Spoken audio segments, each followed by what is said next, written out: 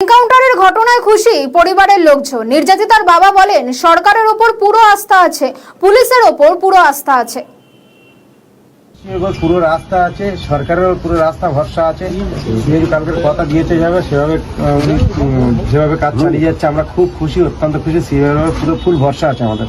আচ্ছা, তো পুলিশকে লক্ষ্য করে পথ গুলি চালাতে গেছিল না, ওটা আমি বলতে পারছি না, আমি তো সেই অবস্থা ছিলাম না তখন।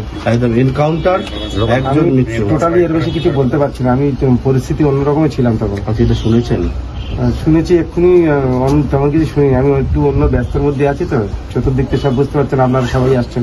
পুলিশের ভূমিকা একদম যেভাবে পুলিশের উপরে পুরো ফুল ভরসা আছে। পুলিশ না থাকলে আমরা এত এগোতে পারতাম না। পুলিশ যেভাবে তদন্ত করছে, 4 জনই তো অ্যারেস্ট হয়ে গেল। খুশি আমি, হয়ে গেল। তাতে খুশি। আরো যারা আছে তারা অ্যারেস্ট হবে, দোষীদের শাস্তি হোক, এতটা বিষয়। দাদাও এই জিনিসটা খুব মাথায় রেখেছে। দাদা আমার ভরসা দিয়েছে, দাদার ওর ফুল ভরসা আছে।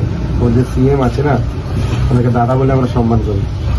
দাদা ফুল ভরসা দিয়েছে, ওনার ওর ফুল বিশ্বাস, আশা, ভরসা সব আছে। বাকি 3 জনের কঠোর সাজা।